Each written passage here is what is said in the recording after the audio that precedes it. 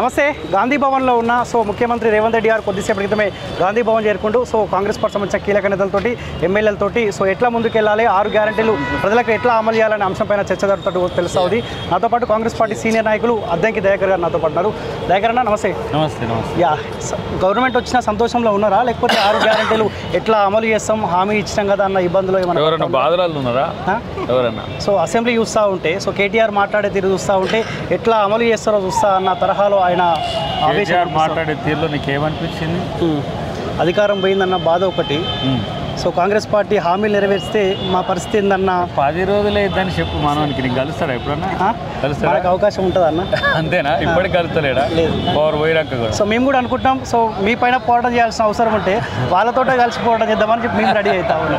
కాబట్టి వాళ్ళకు ప్రజలు ఇప్పటికి కూడా కలిసే సోయి లేదు. ఫస్ట్ ప్రజల్ని కలవండి రా, ఓడిపోయినరా బాబు. మీరు అధికారంలో ఉన్నంత ఎందుకు ఇంకా నక్క వేషాలన్నీ కూడా?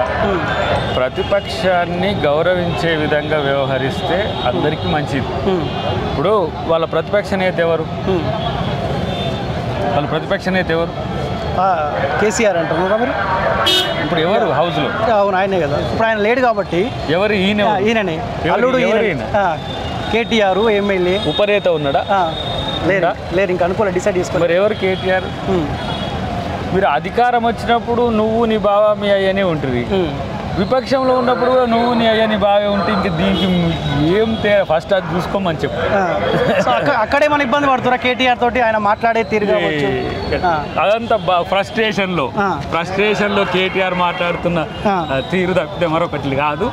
పెద్దగా సీరియస్గా తీసుకోవాల్సిన అంశాలు ఏమీ లేవు నా దృష్టిలో. ఎందుకంటే వాళ్ళేదో పాపం పరేషాన్లో ఉన్నారు, కాయకాయ మొత్తుకుంటారు. ఒక నిబద్ధతతో ప్రశ్నలు వస్తే సమాజం నుంచి కూడా హర్షాతిరేకాలు వస్తాయి. డెఫినెట్గా వెల్కమ్. కేటీఆర్ మాట్లాడని, హరీష్ రావు మాట్లాడని, వాళ్ళకి ఏ హోదాలు లేకుండా మాట్లాడినా అవకాశం ఇచ్చిన స్పీకర్ను గౌరవించాలి. ఇన్ని రోజులు ఎటుపోయింది ప్రతిపక్షం? ఇట్లా ఎందుకు ఎగరలే, ఎందుకు మాట్లాడలే? ప్రతిపక్షానికి అవకాశం ఇచ్చింది ఎవరు? అది కాంగ్రెస్ పార్టీ. కాబట్టి ఇంకా వాళ్ళ ఎనర్జీ ఉన్నంత కొద్ది ఎగరమని. ప్రజల గురించి మాట్లాడమని పోతాడు. గతంలో ప్రభుత్వం అని అంటాడు. నీ ప్రభుత్వం 10 సంవత్సరాలది మాట్లాడరాని ఆయన అంటే ఏంది? 2014 ముందు మాట్లాడతారు. నీకు తెలంగాణ ఇచ్చిందే మేము, అందుకే ఇప్పుడు ఎందుకు ఇచ్చినామో ఇప్పుడు చెప్తాం. కాబట్టి చూసి ఇన్ని కొన్ని రోజులు పాపం ఏం ప్రతిపక్షం చాలా ఫాస్ట్గా ఉన్నది, ఎంత ఫాస్ట్ ఉందని అనుకోవాలని చేస్తుందేమో. కానీ నాయకులు ఏంటి తెలుస్తలేదు వాళ్ళకి. ఫస్ట్ ఆ ఉపనాయకుడిని ఒకరిని ఎన్నుకోరు. పూర్తి స్థాయిలో అమలయ్యే అవకాశం ఉందా అన్న? వాస్తవాలు మాట్లాడుకుంటే ఎవరికి అనుమానాలు ఎందుకు ఉన్నాయి? ఇప్పుడు అప్పుల పాలు చేసిన అంశాన్ని మళ్ళీ మీరే ఉంచుతా ఉన్నారు. వాళ్ళేమో అప్పుల పాలైన విషయం ముందే తెలియదు. 2 అంశాలు దీంట్లో కాంట్రా. అమలు చేస్తారా మీరు అని అన్నప్పుడు అవే పథకాలు 500 ఎక్కువతో వాళ్ళు ఇచ్చింది కదా, 100 తక్కువతో వాళ్ళే ఇచ్చింది కదా.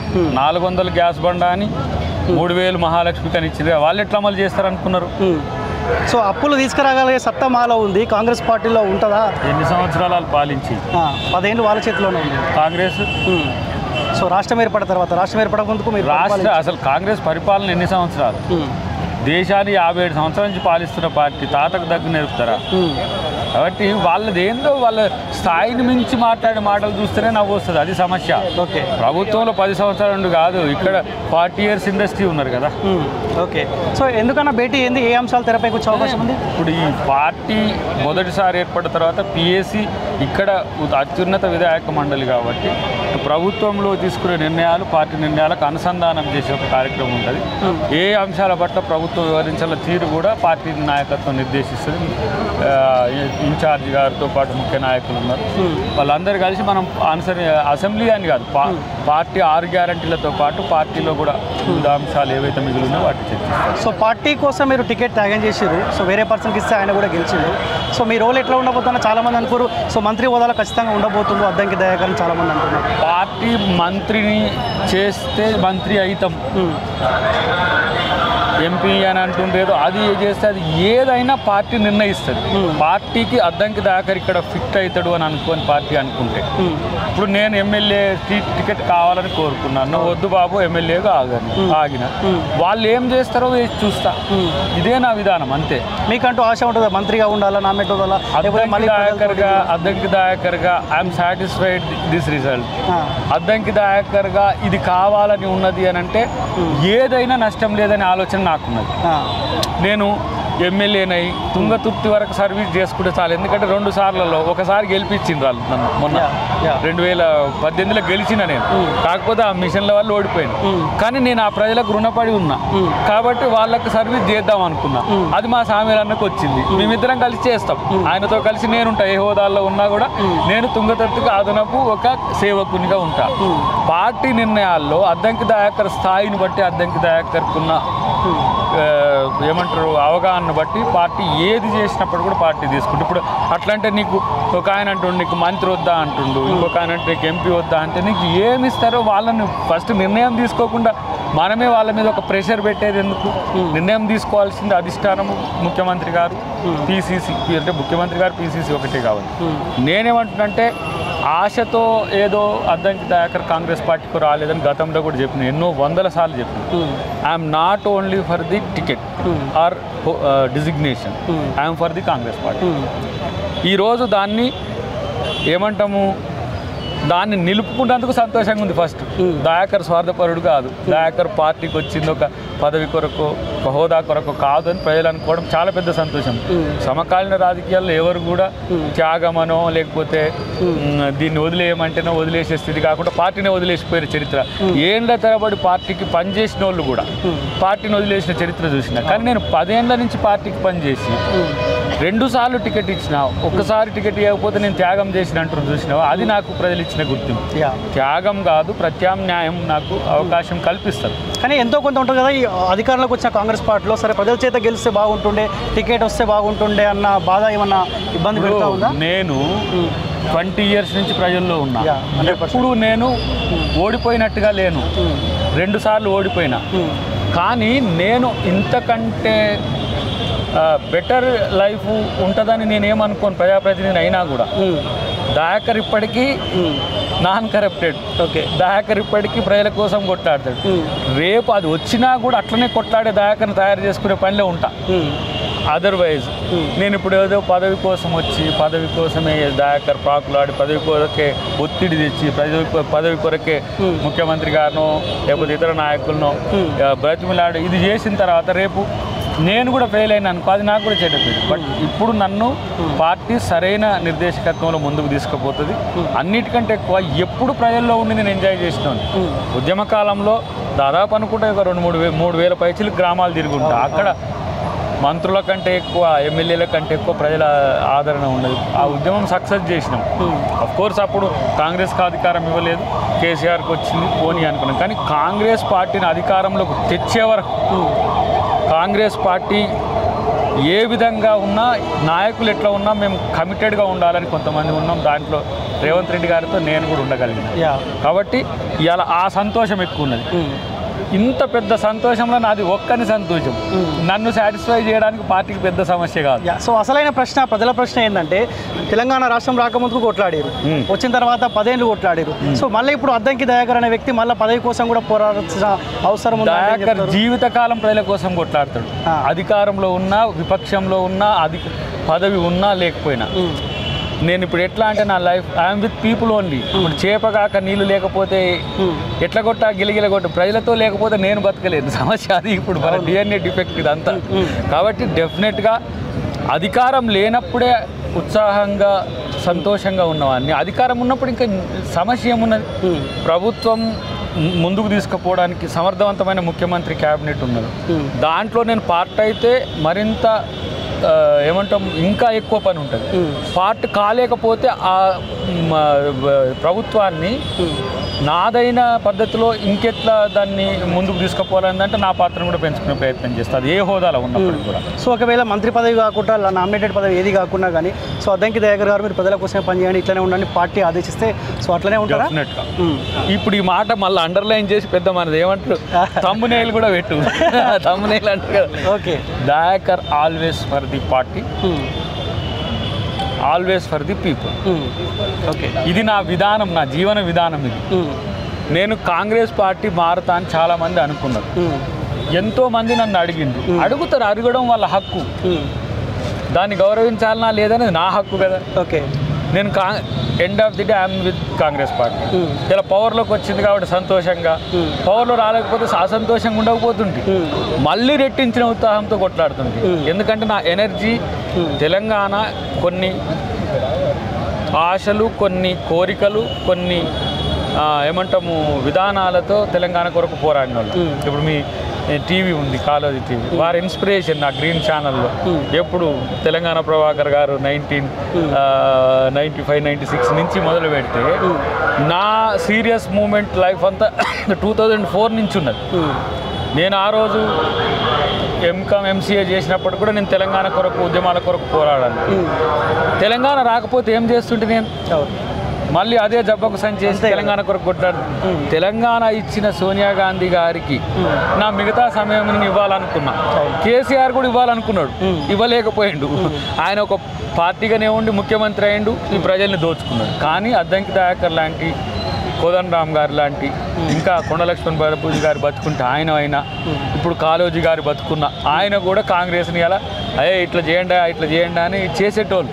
సో అలాంటి పార్టీలే ఉన్నాం. ఓకే, మేము అగౌరవపడే పార్టీలలో ఏమో ఆ పార్టీని అధికారంలోకి తీసుకురావడానికి మేము ఇంత ఉడతాభక్తిగా మేము సహకారం అందించినాం. ఆ పార్టీ అధికారాన్ని నిరంతరం ప్రజల కోసమే ఎట్లా ఉపయోగపడేలా చేయాలనో మేము ఒక వాహకంగా ఉండే ప్రయత్నం చేస్తాం. కాబట్టి దయాకర్కి పదవి వస్తుంది, సంతోషం, రాదు సంతోషం. ఓకే, దేనికి కూడా కించిత్ కూడా తగ్గేది ఉండదు. ఎందుకు ఈ మాట అంటున్నా అంటే దయాకర్కి పవర్ రాకపోతే దయాకర్ చాలా డిస్టర్బ్ అవుతాడు, రాలేదని బాధపడే వాళ్ళు కొంతమంది ఉంటారు, వచ్చిందని సంతోషపడే వాళ్ళు కొంతమంది ఉంటారు మీ విషయంలో. అవును. సో ఈ గెలుపు ఎట్లా చూస్తా ఉన్నారు? కాంగ్రెస్ పార్టీ గెలుపా, ప్రజల గెలుపా? ఇది కంప్లీట్గా కాంగ్రెస్ పార్టీని గెలిపించడానికి ప్రజలు తీసుకున్న నిర్ణయం. ఫామ్గా ఏదో ఇంకా నేను 65 అనేది మమ్మల్ని అవమానించినట్టుగా భావిస్తలే. కొన్ని శక్తులు వాటిని అడ్డుకున్నాయి, ఇంకా కసిగా ఉన్నారు. ఈసారి 65 వచ్చినా రేపు ఇంకా చూద్దామని చెప్పి కాంగ్రెస్ను నిశ్చితంగా ప్రజలు కోరుకోకపోతే ఈ విజయమే లేదు. మేము 19 గెలిస్తే 5 సీట్లకు పరిమితం చేసి మా ఎంపీటీసీలను, జెడ్పీటీసీలను, ఎంపీపీలను ఎవ్వరు మిగిలితే ఓడిపోయిన వార్డు మెంబర్లను కూడా ఎలక్షన్లలో వదలలేదు. అలాంటిది మళ్ళీ ప్రజల్ని మా కార్యకర్తలు ఇచ్చారు, ప్రజలు మమ్మల్ని నాయకులను చేసిండ్రు, ప్రజలు మా ఎమ్మెల్యేని గెలిపించిండ్రు, ప్రజలు రేపు మా ఎంపీలను గెలిపిస్తారు, ప్రజలు కాంగ్రెస్ పార్టీని ఇక్కడ బతికిస్తారు. మీరు ఉత్తరాదిన మధ్యప్రదేశ్ పోయింది, ఛత్తీస్గఢ్ పోయింది, మన పక్కనే ఉండేది రాజస్థాన్ పోయింది.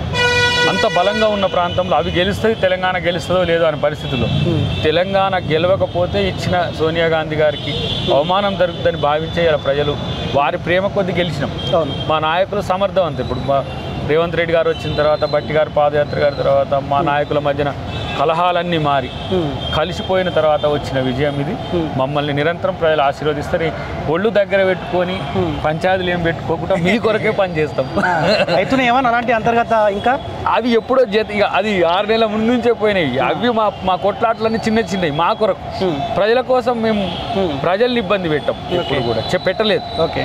సో ముఖ్యంగా కేసీఆర్ 2 సార్లు అవకాశం ఇస్తే ప్రతిపక్ష పార్టీలు లేకుండా చేసిండన్న, అలాంటి ప్రయత్నం మీరు ఏమైనా చేయబోతున్నా? బీఆర్ఎస్ పార్టీ నుంచి ఇటు వస్తే మన అవసరమే లేదు. 10 మంది రావడానికి సిద్ధంగా ఉన్నారంట కదా? ఉండండి, మీరు అక్కడనే ఉండండి, ఎంజాయ్ చేసుకోండి, అనుభవించు రాజా అన్నట్టు కేసీఆర్ గారి వారితోనే ఉండండి. ఇక్కడ మేము ప్రజాస్వామ్యాన్ని ఇస్తాం, మీ స్వేచ్ఛను కూడా కాపాడుతాం. మీకుండే సభలో ఉండే స్వేచ్ఛను కానీ, మీ నియోజకవర్గాల్లో కానీ, మా నియోజకవర్గాల్లో గెలిచిన ఎమ్మెల్యే అభ్యర్థులను ఇబ్బంది పెట్టాను, కానీ మీకేం అది ఉండదు. మీరు ప్రజలు ఎన్నుకున్న నాయకులుగా మిమ్మల్ని కాంగ్రెస్ పార్టీ ఇలాంటి ఇబ్బందులు పెట్టారు. మీరు మీ పార్టీలోనే ఉండండి, ప్రజాస్వామ్యాన్ని గౌరవించండి. వస్తా అంటే కూడా తీసుకోరా? అవసరం ఏమున్నది, ఎందుకు? ఎందుకు అవసరమైంది? ఒక్క సీటుతో కేరళలో 5 సంవత్సరాల పూర్తి కాలం గడవలేదా? నిజాయితీగా ఉంటోనికి ఓకే, నక్కేశాలు వేస్తే కానీ అప్పుడప్పుడు చిన్న చిన్న సిగ్నల్ వదులుతా ఉన్నారు, ఏ క్షణమైనా గవర్నమెంట్ పడిపోయే అవకాశం ఉంటుందన్న వాళ్ళకు ఒక ఆశ ఉంటుంది బ్రదర్, వాళ్ళకు అట్లా ఏదో ఇట్లా పడిపోతుంది ఇట్లా అని. అసలు ఆ ఆశలు పెట్టుకోవద్దని చెప్పేవారని అనుకుంటే అంటే కూడా మనోడు మొన్న రాయసింగ్ అన్నట్టుంది, వాళ్ళకున్నాయి 8, వాళ్ళు ఎప్పుడు పడగొట్టే దాని మీద పని తప్పితే నిర్మించే దాని మీద లేదు. మనోనికి కూడా లేదు, రాయసింగ్ కూడా లేదు. ఏమనంటే బుల్డోజర్లు అంటాడు, ఏమన్నంటే మరి నాయన కొంచెం నిర్మాణాత్మకంగా ఆలోచించండి రా బాబు. మీకు 8 సీట్లు ఇచ్చింది, we respect. At the same time ఎంఐఏకి 7కి ఇచ్చింది, 39 బలమైన ప్రతిపక్షంగా వాళ్ళకి ఇచ్చింది. మీరందరూ కలవండి, ప్రభుత్వాన్ని ప్రశ్నించండి, ప్రజల తరపున కొట్టాలని. మేము కూడా ప్రజల తరపున ఉంటాం. మేము ఎక్కడైనా తప్పులు చేసే అవకాశం వస్తే తప్పులు చేయనీయకండి. మా పరిపాలనలో ఏమైనా లొసుకులు ఉంటే ప్రశ్నించండి సభలో, లేదంటే మీరందరూ కలిసి కూడా కార్యాచరణ తీసుకోవచ్చు. ప్రతిపక్షాల ఐక్యత వర్ధిల్లాలని తిరగవచ్చు. కానీ మీరు ఒకరికొకరు సంబంధం లేనట్టుకుంటారు కదా, మీరు ఒక తాను ముక్కలే. మా రేవంత్ రెడ్డి గారు చెప్పిండ్రు, రాహుల్ గాంధీ గారు చాలా స్పష్టంగా చెప్పిండ్రు, 3 కలర్లు వేరుంటాయి. ఒకటి గులాబీ కలర్ ఉంటుంది, ఒకటి పచ్చ కలర్ ఉంటుంది, ఒకటి ఏమో కాషాయం కలర్ ఉంటాయి. వాళ్ళ ముఖాలు కూడా వేరుంటాయి. ఒకటి కిషన్ రెడ్డి ముఖం ఉంటుంది, ఒకటి కేసీఆర్ ముఖం ఉంటుంది, ఒకటి మన అక్బరుద్దీన్ అసదుద్దీన్ ముఖం ఉంటుంది. కానీ ముఖాలు వేరైనా, కలర్లు వేరైనా, జెండాలు వేరైనా, వాళ్ళు ముగ్గురు ఒకటే.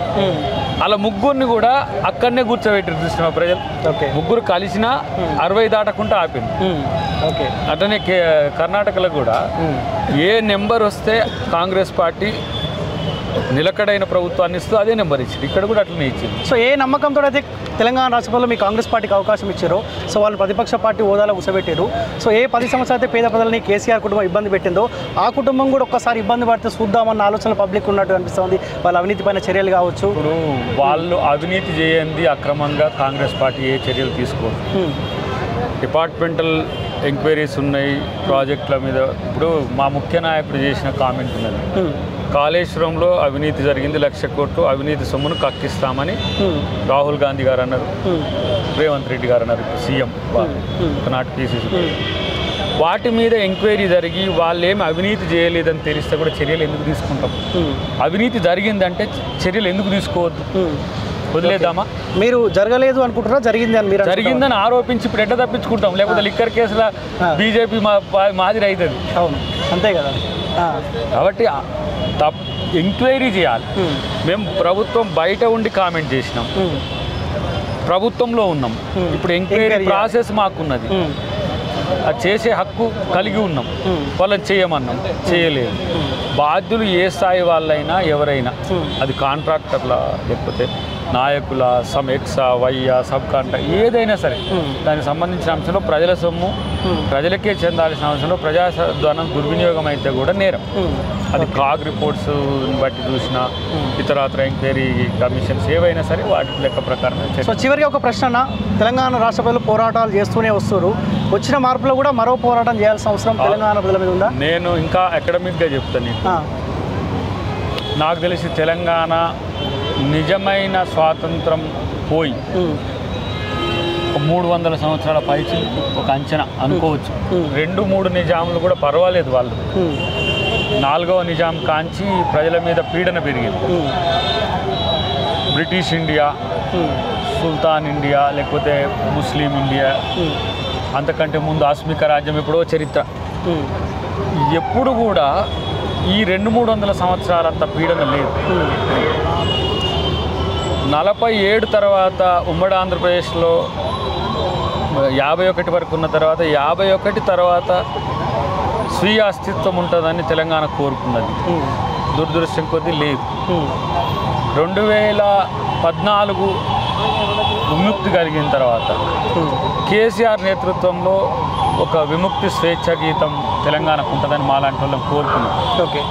కానీ కాలే. 51 నుంచి 69 వరకు కాంగ్రెస్ పాలించిన తర్వాత 83 నుంచి టీడీపీ వచ్చిన, మధ్యన వేరే ప్రభుత్వాలు వచ్చినా తెలంగాణ స్వీయ పాలనలో లేకపోవడం, తెలంగాణ స్వేచ్ఛ లేకపోవడం అనేది మేము 80s నుంచి చూస్తున్నది. నేను పుట్టిన తర్వాత, నాకు సోయి వచ్చిన తర్వాత కేసీఆర్ నేతృత్వంలో ఒక నిర్బంధం లేని నియంతృత్వం లేని తెలంగాణ స్వేచ్ఛాయుతమైన స్వచ్ఛమైన తెలంగాణ పరిపాలన ఉంటుందని తెలంగాణ ప్రజలు కోరుకున్నారు.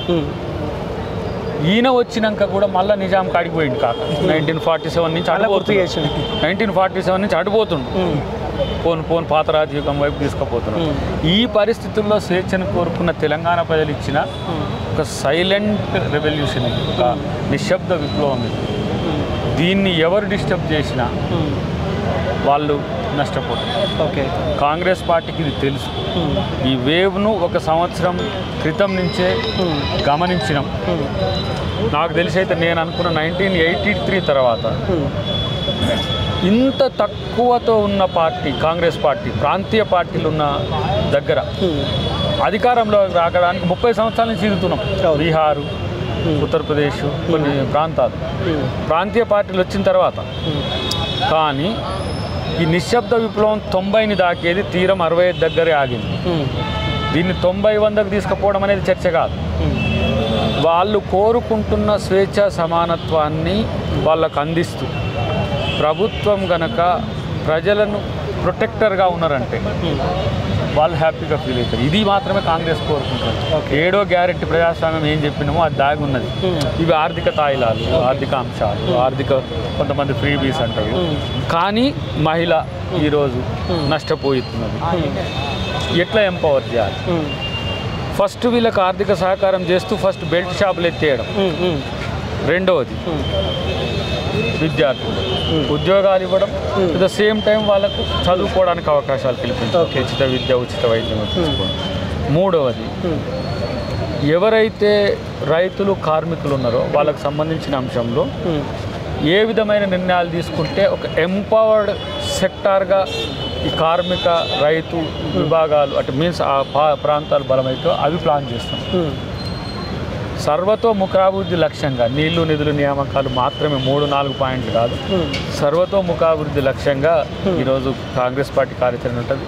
కాంగ్రెస్ వస్తే కడుపు నిండుతుంది, కాంగ్రెస్ వస్తే కడుపు చూస్తుంది. ఉచిత మహిళలకు ప్రయాణం తీసుకొచ్చిన బస్ ప్రయాణం ఆటో కార్మికులు ఇబ్బంది పడుతున్నారు లక్షలాది. అది నేను ఇప్పుడు వచ్చేటప్పుడు కూడా చెప్పిన, ఇప్పుడు కూడా మాట్లాడినాం. వాళ్ళ సంక్షేమం కొరకు, వాళ్ళ ఆర్థిక పరిపుష్టి కొరకు ఎలాంటి నిర్ణయాలు తీసుకుంటే మంచిదో అది ప్రభుత్వంలో చర్చిస్తాం, పార్టీలో చర్చిస్తాం. ఫర్ ఎగ్జాంపుల్ మిత్రుడు చెప్పిండు మాకు ఒక 8,000 రూపాయలు ఇన్సూరెన్స్ అవుతుంది, అది భారం అవుతుంది, అట్లాంటివి తగ్గిస్తారా? మాకేమైనా ఆర్థిక సహకారం అందించే ప్రయత్నం చేస్తారా? లేకపోతే ఫర్ ఎగ్జాంపుల్ చెప్తున్నాం, ఇప్పుడు బస్సులు పెరిగితే బస్సులలో తాత్కాలిక ఉద్యోగాలు కూడా ఉంటాయి కదా, డ్రైవర్స్ కానీ అట్లాంటివి మనం చేయగలుగుతామా? లేకపోతే ఆటోలకు ఆర్థిక వెసులుబాటు పెరిగే పరిస్థితి లేవని, ఇప్పుడు ఊబర్, ఓలా లాంటి వాటి కంట్రోల్ తగ్గితే వాళ్ళ లాభదాయకత పెరుగుతుంది. 40% వాళ్ళకే పోతున్నాయి. సో మళ్ళీ మీటర్ సిస్టమ్ తీసుకురావాలన్నా ప్రత్యామ్నాయంగా ఏది సర్దుకుంటే అది చేసేటట్టుగా. ఇంకోటి ఏంటంటే ఇట్లని చెప్పి ఉచితంగా మహిళలకు ఒక అవకాశం కల్పించేదాన్ని నిర్వీర్యం చేయాలి. వాళ్ళను ఎంపవర్ చేసేదాన్ని పథకాల్లో కూడా ఇప్పుడు ట్రాన్స్పోర్ట్ పాలసీలో ఉన్నది. ఆటో డ్రైవర్ల సంక్షేమం రక్షణతో పాటు వాళ్ళ ఆర్థిక స్థిరీకరణ ఎట్లా అనే అంశంలో ఏ ఆర్థిక అంశాలు వాళ్ళకు బూస్టప్ ఇస్తాయో వాటిని ఆలోచిస్తాం. ఆటో డ్రైవర్లని వదులుకో. నాకైతే ఒక మిత్రుడు చేసిన దాంట్లో ఆ సూచన అనిపించింది. కానీ ఇన్సూరెన్స్ పాలసీస్ కనుక గవర్నమెంటే బేర్ చేయగలిగితే ఒక 2-3 వేల కోట్లు అవుతాయి. అవి ఆర్థికంగా నష్టం కాకుండా నిరంతరం అవి. ఇప్పుడు ఆటో డ్రైవర్లు వేరు, ఆటో ఓనర్స్ విత్ డ్రైవర్స్ వేరు. ఆటో ఓనర్స్ వేరు, 3 సెక్ట్స్ ఉన్నాయి. దాంట్లో ఓనర్ కమ్ డ్రైవర్ ఉన్న దగ్గర కొంత నష్టం తక్కువ ఉన్నది.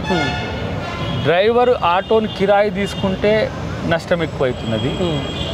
కేవలం ఆటో ఒకరిది, డ్రైవర్ని కిరాయికి పెట్టించుకొని నడిపేది ఒకటి ఉంది. ఇట్లా కొన్ని దాంట్లో ఏది నష్టపోకుండా ఉంటే మంచిది అనేది. ఇప్పుడు ఎగ్జాంపుల్ ఆటో డ్రైవర్లు అనుకోండి, ఆటో డ్రైవర్లకు ప్రత్యామ్నాయ సిస్టమ్ తీసుకురావచ్చు. కానీ ఆటో ఓనర్లకు నష్టం వస్తే డ్రైవర్లు కూడా నష్టపోతారు. సో ఇవన్నిటిని కూడా కొంచెం చర్చించాల్సింది అకాడమిక్ ఇష్యూ కాబట్టి దాన్ని కొంచెం. సో కేసీఆర్ ఏ హామీలు ఇచ్చి అయితే 2 సార్లు అధికారులకు వచ్చిండో ఆ హామీల అస్త్రంగా మనం పోరాడినాము. సో ఇచ్చిన హామీలు నెరవేర్చాలని చెప్పి. సో ఈ 6 గ్యారంటీలే బీఆర్ఎస్ పార్టీకి అస్త్రంగా మారబోతున్నాయా అన్న చర్చ. వాళ్ళకి అవకాశం ఉండదు, ఇవ్వరు. ఎందుకంటే వాళ్ళు నిజంగా పెట్టి ఉంటే బాగుంటుంది, చేయలే. ఇప్పుడు అది చేస్తాం కాబట్టి ప్రజలు సంతోషంగా ఉంటారు. ఫర్ ఎగ్జాంపుల్ వాళ్ళే ఒక 2 అనుకుందాం. రైతు బంధు ఇప్పుడు రైతు భరోసాగా మారింది. అవి కౌలు రైతుకు కూడా ఎక్స్టెండ్ చేస్తాం. భూమి వ్యవసాయం సాగు చేసే రైతుకి ఇస్తాం. ఎక్కువ యూనిట్లు వస్తాయి. ఇప్పుడు దళిత బంధు ఉన్నది, 100 ఉంటే 16,000 కుటుంబాలు ఉండే. ఇప్పుడు ఎస్సీ ఎస్టీ సప్లాన్ అమలు చేసి దళిత బంధు అంటే ఇప్పుడు అంబేద్కర్ అభయాస్తం పేరు మీద 12 లక్షలు 1000 యూనిట్లు ఇచ్చినాం అనుకోండి ఒక నియోజకవర్గానికి, ఎక్కువ మంది సంతృప్తి చెందుతారు. లేదు ఇంకా కొంచెం బాగుండి lump sum amounts thousands of crores కనుక స్పెండ్ చేయగలిగితే 3,000 4,000 కుటుంబాలకు కూడా ఎట్ ఏ టైం 1 సంవత్సరం కూడా ఇచ్చే అవకాశం ఉంటుంది. బట్ ఎట్లా దాన్ని బెటర్ అంటే సోషల్ వెల్ఫేర్ మినిస్ట్రీ ఎవరు ఉంటారు, ముఖ్యమంత్రి గారి నిర్ణయాలు ఎట్లుంటాయో దాని మీద ఆధారపడి ఉంటుంది. కానీ గతం కంటే 100 times బెటర్ ఇంప్లిమెంటేషన్ ఎలా కాంగ్రెస్ పార్టీ చేస్తుంది. తనకున్న నిధుల పరిధి మేరకు పరిమితి మేరకు, లేదు ఆకాశమే హద్దుగా నిధులు వచ్చే పరిస్థితి ఉంటే అన్నిటినీ సంతృప్తిగా చేసే అవకాశం కూడా ఉంటుంది. Okay, anyway thank you so much అన్న.